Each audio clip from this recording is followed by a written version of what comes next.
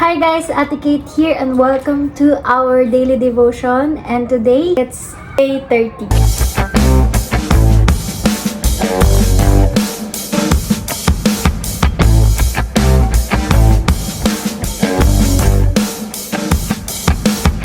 Wow, 30 days na tayo!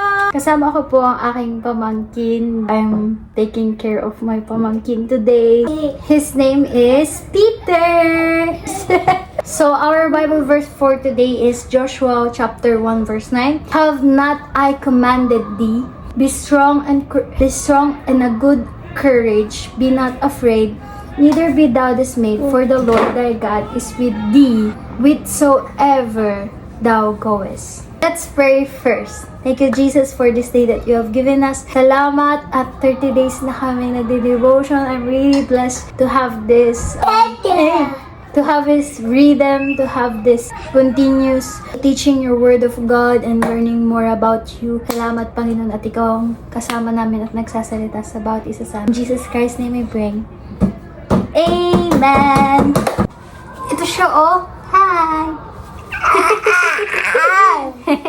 So, makikita natin sa panahon na to na si Joshua na nga ang papalit kay Moises. At dahil papalitan na siya, kailangan maging malakas ni Joshua. Kailangan niya maging matapang, kailangan niya maging equipped because ang book of Joshua is not for weak people.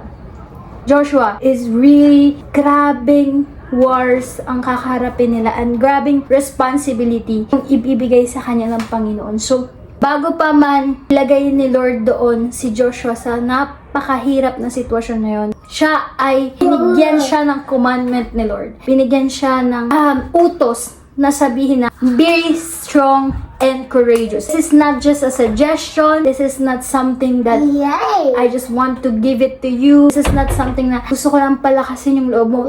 This is a commandment by the Lord to Joshua. Why? Because, ang bigat, ikaw ba naman, nasanay kayo ng may Moises, nasanay kayo ng may mana, nasanay kayo ng may mga maraming bagay na pinaprovide ng Panginoon, pero ito na yung promised land. Ito na yung, kumbaga, ikaw na yung mag-work. Binigay nga ni Lord sa'yo yung promised land, pero may mga nakatira doon, at kailangan ninyong talunin lahat yun. Kailangan mong i-take yun. Kailangan sakupin yung mga bansang nakatira doon. Oo, nandun sila, pero sa'yo yun. Sabi ni Lord, ano man yung binigay ko sa'yo yun. Kaso, kailangan mo lang kunin. Kailangan mo lang may gawin. Kasi, hindi pwedeng nakatunganga ka lang sa umaga at naghihintay ng mga blessings, naghihintay ng mga mangyayari sa buhay mo. You have to pursue it. You have to work for it. You have to take that chance, take that opportunity, take that promise from the Lord. Makikita natin na nag-command si Lord, be strong and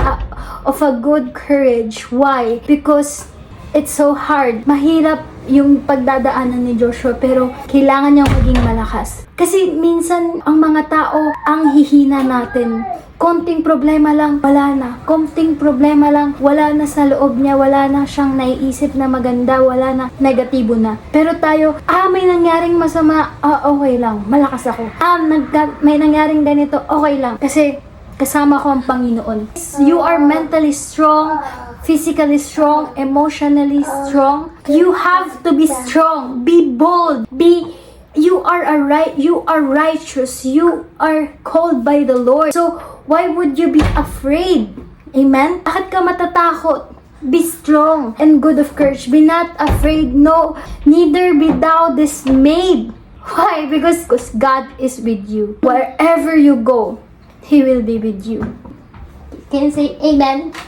Amen! This is so good because kung kasama ko ang Panginoon sa lahat, kung saan man ako pumunta, anong kakatakutan ko? Kung ang Panginoon ang tumawag sa akin dito, bakit ako matatakot? Bakit ako madidismaya? Bakit ako matatakot sa maraming mga sinasabi ng tao? Bakit? Hindi tayo matatakot sa kanila, hindi tayo matatakot sa kaaway, hindi tayo matatakot sa anumang atake ng kaaway because God is with you. Let me repeat that again. God is with you.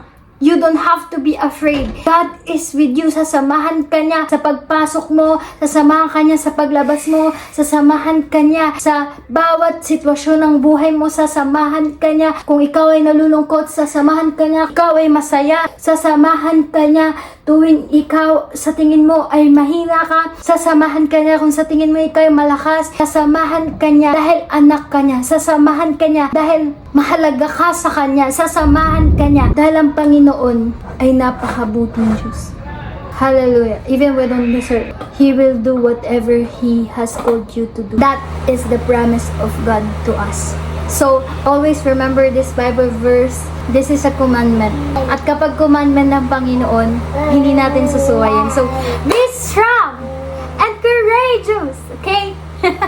God bless and thank you so much. I am thinking if I will continue this until September or October, November, December, but marami rin akong gustong i-share sa inyo soon. So, I pray na wag po kayong mawawala at panoorin lahat ng ating mga videos.